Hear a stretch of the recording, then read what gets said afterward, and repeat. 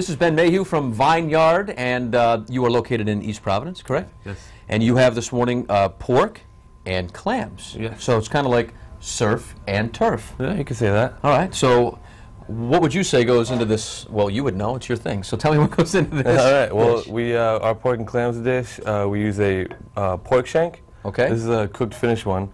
But to start the dish, I do a mirepoix of onion, celery, carrots, garlic, and a leek. A what? A mirepoix? A mirepoix. It's French. French for? For the basis of stock, soup, sauces. Oh, okay. So I get my mirepoix. I have some tomato paste right here, and some veal stock, or veal demi-glace. And it's like Jell-O. It's really good stuff right Wow, there. look at that. That does look good. And so what I do is I sweat my vegetables, add my tomato paste, usually a little bit of beer, but I have some water today, and my veal stock, and I add my pork shank in there. Just for future references, it's okay if you bring in beer at 8 in the morning. We don't care. We've beer, wine, hard liquor. We do it all here on the road. All right.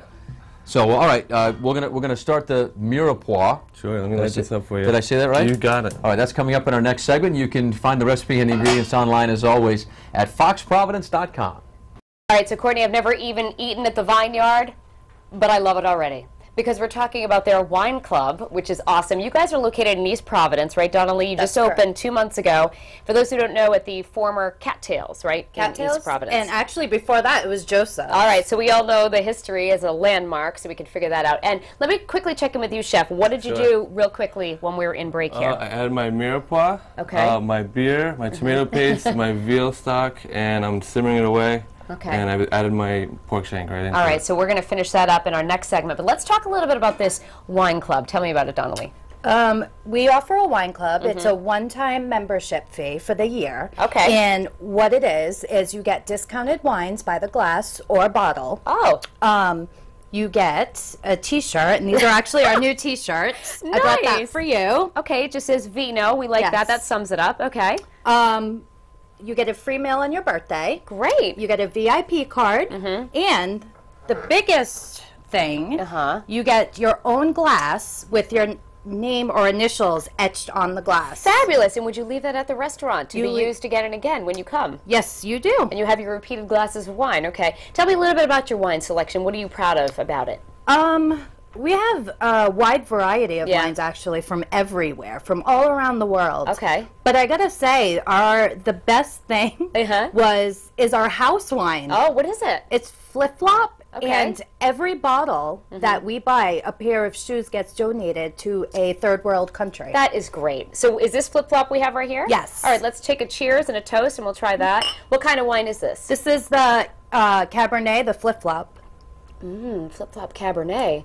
And again, all for a good cause as well. For our own personal good causes. Yeah, and 8:30 in the morning. All right, thanks so much. And we're going to get things cooking in the kitchen in just a minute. Now back to you. And welcome back in the Roadshow Kitchen. It's always exciting when we have kind of a new, unique sort of recipe, and we're welcoming Vineyard East into the kitchen today with Chef Ben Mayhew. And again, we are making Pork and clams. pork and clams. All right. You think about those two together, and we were talking this morning when we got the, we go through the rundown before the show starts. Pork and clams. Wow, it just, I don't know. It just seemed like it was a combination we never heard of, but boy, we're glad we heard of it. Yeah, it smells awesome. Looks good, smells good. It's a big Portuguese influence, so it's very common in that. Tell us again what you've got going on in the pot to recap for people. All right, so right here we have our mirepoix. Mirepoix. That's right. Mirepoix. Yeah. Which means a melody of things put together to make a gravy. Sure. It's our vegetable base, and then we're going to add the tomato paste, the beer, and our veal demi-glace.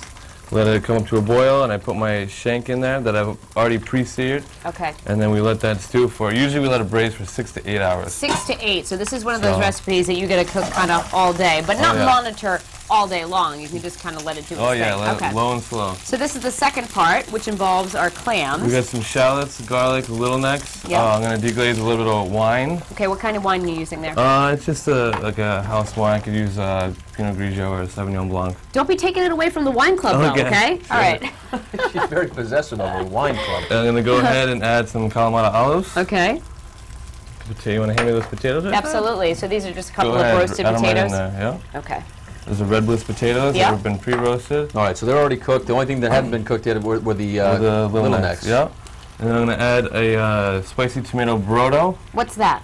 A brodo is, it's pretty much like a tomato broth. And it's whole peeled tomatoes, clam juice, wine, garlic, and some red pepper flakes. So I can't just buy a bottle of your brodo, right? You have to make that yourself? I don't know, maybe. I might be able to market it. All right. And I'm going to cover that and let that steam and let the little necks open. Wow, that's a lot of flavor. It is. I mean, there's a lot going on here. Do you serve this at the restaurant? Oh, of course. Okay. Yeah, this is our signature dish. It is. All right. Did you come up with this yourself? Me and Chef Chris Nardoza came up with this one. And like I said, it's Portuguese influence. Right. And being in East Providence, a lot of Portuguese people. So we decided to do our own take on it and use the pork shank. Yeah. So what do you describe? Is this kind of like a stew, sort of? Or what is it like when we finish it up? I mean, it's considered like a braised, it could be like a stew. It's like a braised dish. So, you know, it's a lot of meat and a lot of sauce. So we serve with a lot of bread and all that. Okay. So, yeah. All right, are they opening up yet? How you guys doing in there? Let's see. Hello.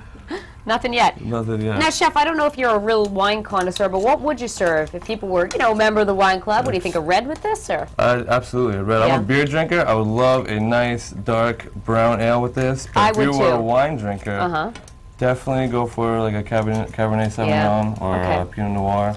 They're starting to open. I can see them. Yeah, I can Now, when you tip them upside down or on their, what is that? The hinge. Is that rear end? I mean, what is that? That's the hinge. That's the hinge. When you tip the clam on its hinge.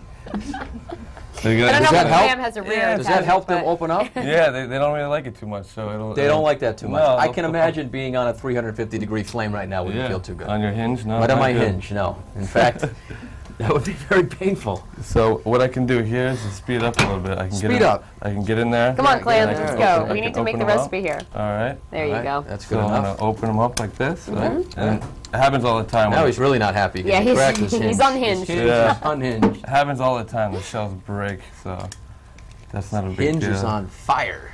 On fire. There you go. You got it. All right. You could eat it like that. I mean, it's cooked. It's fine. Oh, yeah. Well, you can eat these on the half shell. You can eat them in the half shell, right. All right.